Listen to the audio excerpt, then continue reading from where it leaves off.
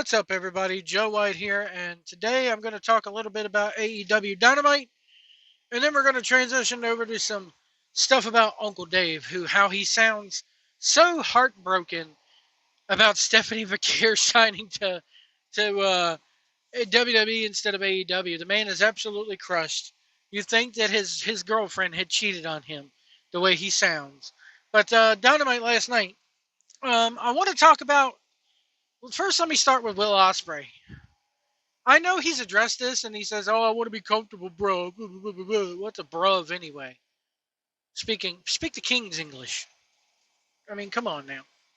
I don't think the King would be walking around calling you a bruv. Um, I think that last night the man just looks like a bum out there in his soccer jersey and his damn leggings and his leggings tucked into his socks, looking like a bum. But then you have MJF who's wearing a suit, so maybe that's a good contrast. I don't know. It's just off-putting to me the way wrestlers dress.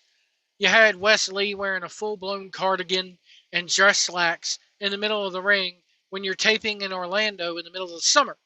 But that's just it's crazy. Um, so he did a promo, and in the promo he talked about MJF and how MJF, the bidding war of 2024, didn't work out for him. And I'm sitting here going, yes, it did. He played one side against the other beautifully, and obviously AEW offered him more money than WWE. Do I think he made the right choice in going with AEW? Kind of.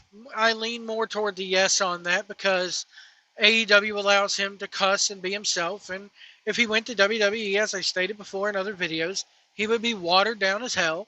So, yeah, he made a good choice, and the bidding war of 2024 deal was a shoot, and it worked. Even though he had signed about maybe 6 months beforehand, still. Um, I want to talk about the Britt Baker and Mercedes Moné segment. This right here sucked. It sucked. Mercedes Moné cannot cut a decent promo without it sounding like a completely manufactured, scriptured WWE gimmick. Um, and the crowd hates it. That's why the crowd has turned on Mercedes Moné. It's not just because of her being a heel. It's because these promos that this Jen Pepperman, I think her name is, she came over from WWE. She was real good friends with Mercedes. She writes all of Mercedes stuff, and Mercedes just regurgitates it like she's still in WWE. When you have to realize that um, that kind of stuff won't fly with the AEW audience. They don't want to hear scripted promos. They want to hear wrestlers who can wrestle in the ring and talk on the mic. You have to have both. And they don't want to hear, you can tell when a promo's been written. And they don't want to hear it. Um, so it totally failed in my book. This whole thing with Mercedes is a failed experiment. I give it until I'll be honest with you. I give it until about probably whenever her contract is up, if not maybe a year or two from now, not even, she's back in WWE. I guarantee you. I tell you right now, she's back in WWE before 2030, if not well before then. Um, let's see here. What else can we talk about? The big angle between Tony Storm and, well, actually, no. Let me talk about Chris Jericho first. Chris Jericho and Samoa Joe. I understand that they have to get Samoa Joe off TV because he's going to film season 2 of Twisted Metal. For those who don't know, he is the actor who plays Sweet Tooth. He's not the voice of Sweet Tooth, but he is the actor who actually does the motions and does the fight scenes and everything like that and wears the mask. I haven't watched season 1 of Twisted Metal, but season 2 they say is supposed to veer more toward the video games. The character for Twisted Metal 2, Axel, is going to be introduced in this, according to Mike Johnson from PW Insider. Axel was always some people's favorite characters because it's literally a guy trapped in between two big wheels. So he is the machine. He is the car. Um, They're also going to introduce Calypso, which for those who don't know, Calypso is like a sorcerer who will grant the winner of the Twisted Metal tournament anything they desire. He will grant you your only wish. What's your wish? And usually it has the monkey's paw outcome where, yes, he'll give you what you want, but it ultimately turns out bad for you. It's not quite what you want. You know, the whole be careful what you wish for scenario. Um, I'm trying to juggle many TV shows right now. I just started The Boys. I know I'm late to the party on it. I need to wrap up season 1 of that. And then maybe after I wrap up season 1 of that, I'll go into Twisted Metal. I heard it's actually pretty good and that Anthony Mackie does a damn good job in it, as does Samoa Joe. Um, but what I want to talk about, sorry, I went off on a Dave Meltzer tangent there. Golly. Um, is the angle. I get that you put him through a wall while he's on a forklift, and that the forklift pretty much took the brunt of the damage, and that, yes, it's flimsy ass Home Depot sheetrock. Um, but could it look any more like a false wall? Could it look any more stupid? Could it look any more B movie-ish than what they did? It's clearly that wall was erected by their production staff about probably 2 to 3 hours before the show. And they're like, where do you want the wall? Put it here. Okay. You know, if you go back to WrestleMania 17, hardcore match. Big Show, Kane, Raven. Triple threat for the hardcore championship. They end up battling backstage, and they battle backstage into what looks like an office area. But it looked more like a real office area than just a random wall that we constructed, that you could tell we constructed. You know that wall is not part of the building with AEW last night. Hell, they even had like a fake window that Raven went through in that match. It looked a hell of a lot more realistic than this shit. It's like they're not even trying anymore. It's like they're not even trying. All right, let's talk about the big angle between Toni Storm and, as you can see on your screen, I've put up here that Mariah May bloodied Toni Storm last night, busted her open. I thought the match with Willow Nightingale was actually very well done. I hate when referees are not quick enough. I know, stupid Mark Joe White, why don't you get in there, referee, see how quick you are? But anyway,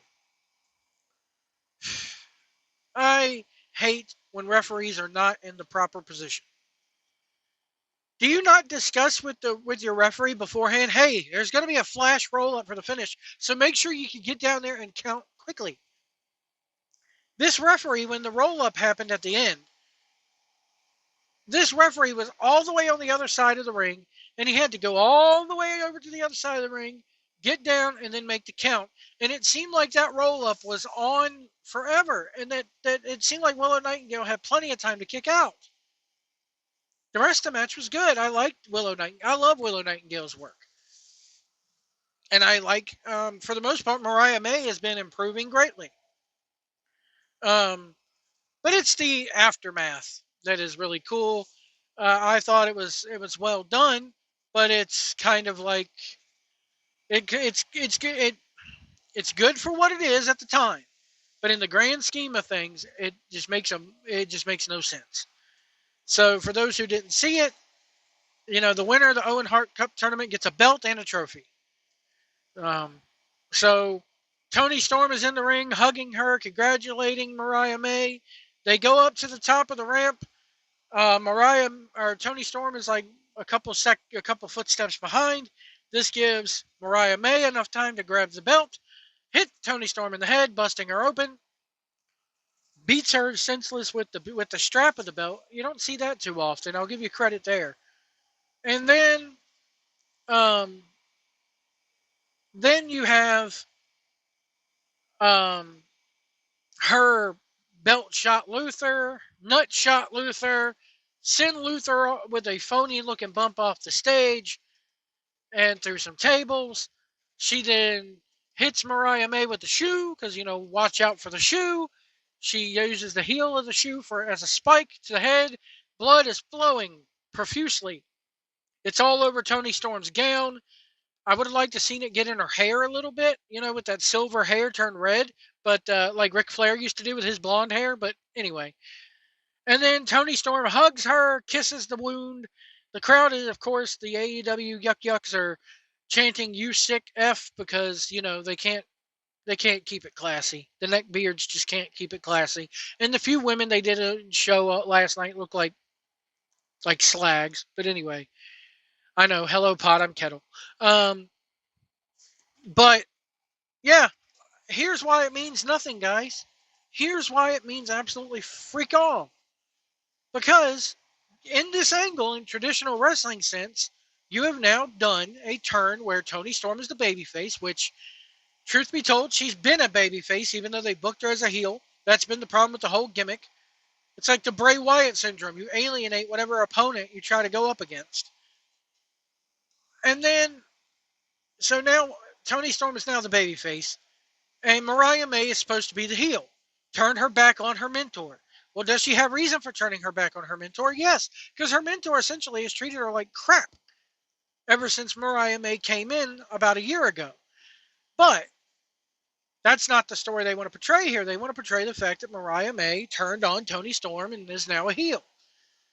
However, where is the pay-per-view? England. Where's Mariah May from? England. So you've essentially turned somebody heel that you know is going to get cheered in Wembley. Why would you do that? I would have done it the other way around and kept her as a heel and turned, act like Toni Storm is presenting the belt to Mariah May and instead belt shots her. I mean, and busts Mariah May open. But no, that's not what they want to do. They want to do it completely backwards and have the heel get cheered in their hometown in Wembley Stadium, and it makes no freaking sense. Absolutely no sense. All right, let's turn our attention now to Uncle Dave. So Uncle Dave was talking about Stephanie Vakir signing with WWE. And I'm not going to play the whole thing because in the middle of it he goes on this huge diatribe about Alberto Del Rio and how WWE would not let him finish up in Mexico and yada yada yada. He explains the whole thing.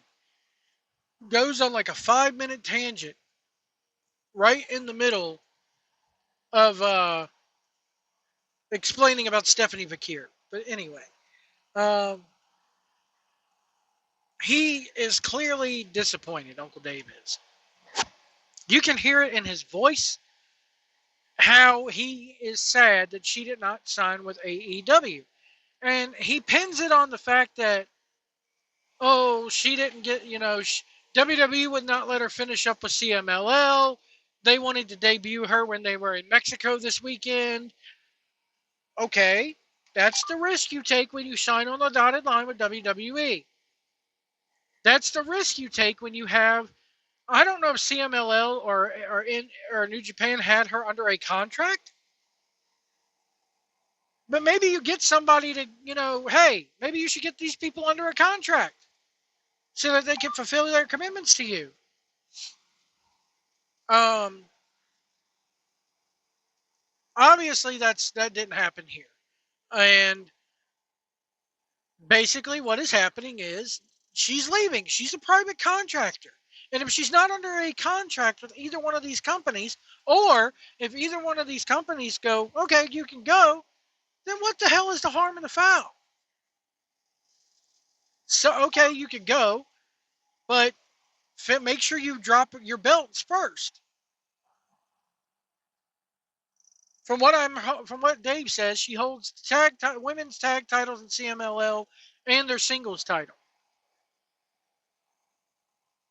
So I just think that Dave is just butthurt, not because she didn't fulfill her dates. That happens in wrestling all the time.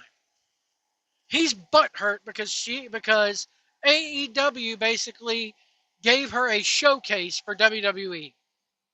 AEW pretty much gave her her WWE tryout match against Mercedes Moné because Mercedes Moné is a talent that WWE knows real well. And Mercedes Moné made the mistake of going in there going, I'm going to make Stephanie Vaquer look good, not knowing that, oh, this woman's been talking to both WWE and AEW. But no, they made the mistake of making her look good, and WWE had their eyes on her. And lo and behold, they probably Triple H and them or whoever probably saw the match and said, huh, she was able to hang in there with Mercedes and look good. So we're going to make her look good too. Or, we're going to go ahead and sign her. And that was the mistake. AEW basically gave her her tryout match. I even posted a thing on Facebook of it's a gif of Jimmy Fallon writing his thank you notes, and it's like, thank you AEW for giving Stephanie Vaquer her WWE tryout match because she is reporting to NXT soon. Shawn Michaels acknowledged it yesterday. I think that she's going to be a very good get for them, very good get.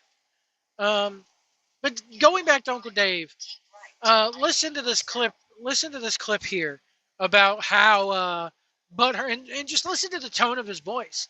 This old, senile old man is clearly butthurt over the fact that she did not sign with his precious AEW. Take a listen.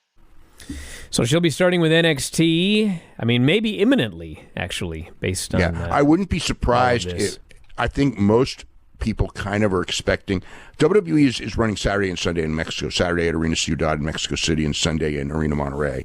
And I think people are expecting that she will be announced at the Arena Ciudad show on Saturday, which is probably why they were so adamant about her not going to San Jose on Saturday.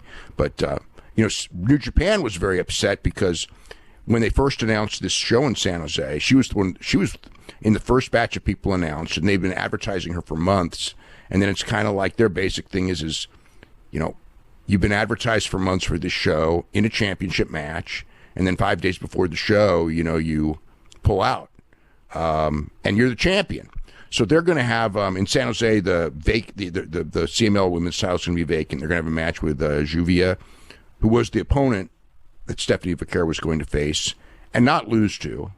But she may end up as champion now, but she will be in a three-way with Viva Van and Willow Nightingale. So it could be Willow Nightingale winning the CMLL women's title. More likely Juvia because she's a regular.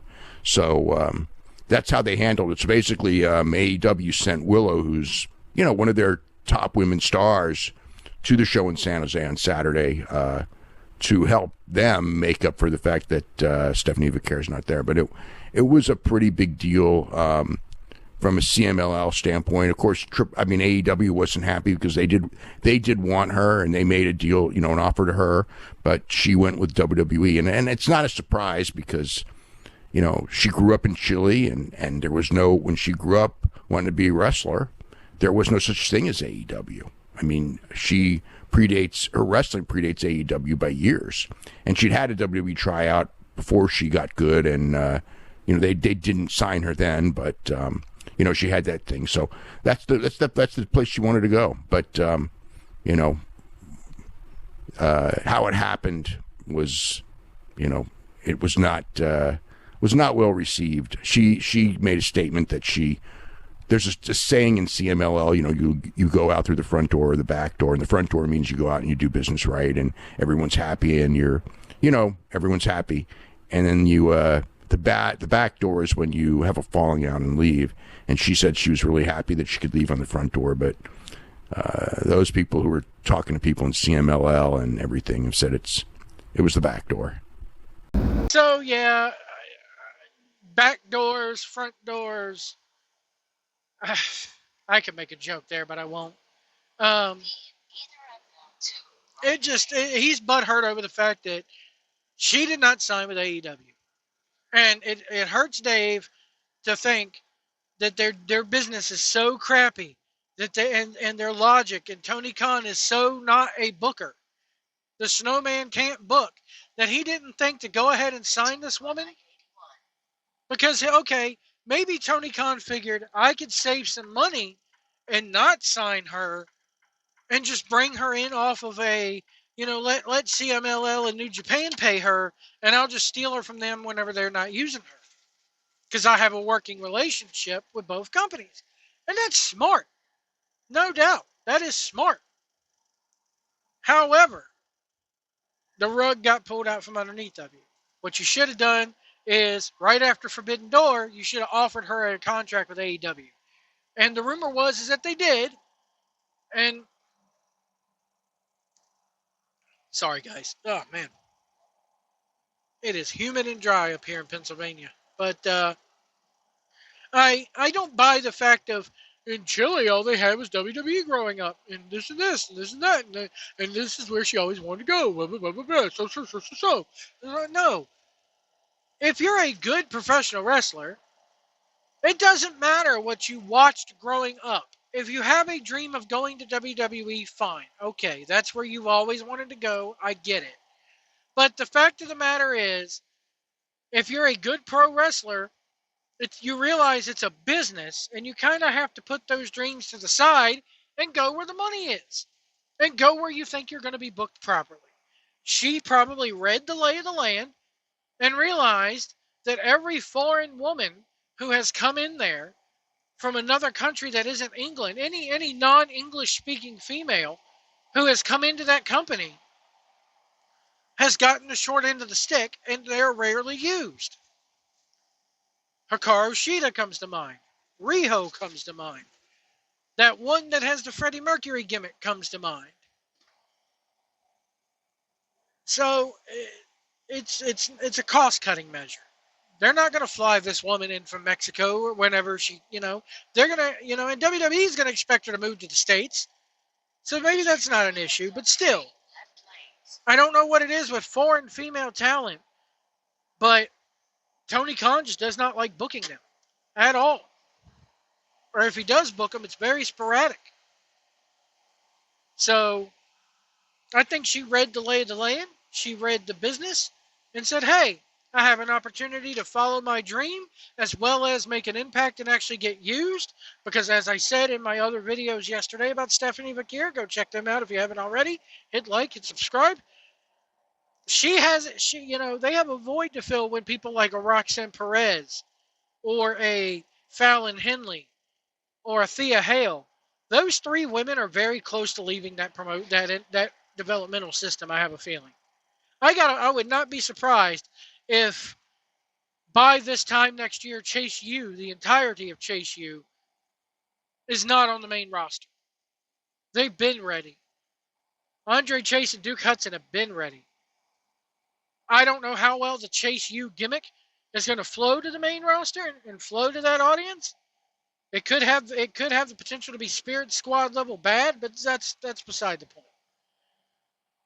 So Stephanie Bakir is going to have, they need new female talent, and they like hiring diversity. They love hiring foreign female talent because it makes them look good at the end of the day. But I think that, they see that they have a void to fill. And they want to fill that void, and they want to fill that void with the best possible talent out there. You can only hire so many gymnasts out of high school and college. This woman who they've been running vignettes for and who has been on Level Up, who used to be a cheerleader, I have no interest in this woman whatsoever. Don't even remember her name. That's how much I care. But, so yeah, that's Uncle Dave talking about how AEW missed out on another talent, and he's butthurt about it. Now let's go on to another thing that I wanted to mention about Uncle Dave here. So AEW, ever since last Saturday's Collision, has been running these vignettes. And the first thing I thought was, oh, cute. They're trying to do like an Uncle Howdy type campaign. They're trying to actually build somebody up before they totally bring them in and ruin them and book them into obscurity. There's a thing where the computer, somebody types into a computer a command prompt, hologram, and then the screen shows a man jumping through a portal. You don't see their face. and then a light shines on somebody wearing a lucha mask who they look like a cheap Power Ranger, and that's it. Coming soon. And and Dave Meltzer and them sound so excited for this guy to be coming in. Apparently, it's Aramis. I don't know. It's some obscure luchador who nobody's gonna care about. Nobody's gonna care about this guy. And people are going at first, oh, that's Ricochet. That's Ricochet. No, why would you put Ricochet under a mask? Because he was Prince Puma. Yeah, but nobody knows, the mainstream audience doesn't know him as Prince Puma. They know him as Ricochet. They know him, they've seen his face already. Why put him under a mask? But no, listen to what listen to what Uncle Dave has to say. Sorry, Dave Share. I'm sorry to insult you like that. See, let's hear what Dave Meltzer and Brian Alvarez have to say about this new character coming in. And I'll be back with some thoughts on it, because golly, do I have thoughts on this. And the new AEW wrestler hologram that a lot of people figured was going to be Ricochet, which actually going from Ricochet to hologram would have been fine, but it is actually not Ricochet, it's Aramis. Aramis, yeah. Yeah, you know what's funny is I'm going to say 4 to 5 years ago, Tony Khan, he was talking with people, and he had an idea for a character, which essentially would be a superhero flyer from Mexico. And, wanted a young guy that had never been in the United States. And he had signed Aramis at the time for the role. And then things happened, and it just, I don't even remember what happened. It might have been the pandemic. It probably was the pandemic, actually. But he couldn't get him in the country, and the contract ran out, and Aramis, I think, ended up with MLW, and it was just all forgotten. And I think Aramis was going to college at the time. I'm almost sure. But anyway, it's come full circle, and he is coming in, and he's doing the role that Tony Khan had envisioned him doing, in 2019, 2020, when he first started the company. So 5 years later, that's the deal. Yeah. So there you have it. Tony Khan is getting his superhero. They seem okay with this, and here's what kills me. I don't know about Aramis, Aramitis, whatever you want to call this guy. I'll call him AEW Lucha Man number 5, because that's what he's going to be. He's their Viano 5. So, if WWE were to do something like this, they would be lambasted for it. A superhero gimmick. They would be lambasted for it. Prime example, they were lambasted for it for years. Because do you remember when Pac, Neville, came into WWE and he had a real good run in NXT, and then what did they do when they bring him up? Vince wanted his Mighty Mouse. And he saw his Mighty Mouse, his superhero, in Pac. So they had Pac come out there with the cape and the whole nine. And Brian Alvarez and Dave Meltzer did nothing but ridicule them for it. But Tony Khan wants his Power Ranger, and this is okay. Tony Khan's going to get his Power Ranger, and because we're marks for AEW, and because we're possibly on AEW's payroll, which I don't think they are, let's be real here, because they're best friends with the Bucks and Tony Khan, and they talk to them on the regular, this is okay. The Power Ranger gimmick is okay. But Mighty Mouse wasn't. What's the difference? What's the difference? I'm telling you, the first thing I even posted a thing on Twitter. I was like, go Power Rangers, because that's what this guy looks like, is a Power Ranger. Tony Khan probably watched Power Rangers growing up. He's probably a Power Rangers mark, and he goes, I want my Power Ranger. Because as they said, this was a gimmick that he had. And listen to Dave. I want to say it was 5 years ago. And then I want to say this guy was signed during the pandemic. Maybe it wasn't. Okay, it was. Dave does not know shit about this guy. Once again, Dave acting like he knows everything when he really doesn't know shit. He listened at him. He's covering himself. I want to say it was this. I want to say it was that. Did you not? Do you not do your research? Do you not put a show? Do you not discuss with Brian what you're going to talk about before these shows, and then continue to do your research? Come on, golly, this guy. I'm so glad I don't pay for this guy's stuff. I'm so glad I don't give him my money. And if anybody else does, you're a damn fool. This is a senile old man who can't do his research, doesn't do his research. He just goes, "Oh, I'll say it was from this era and they'll believe me."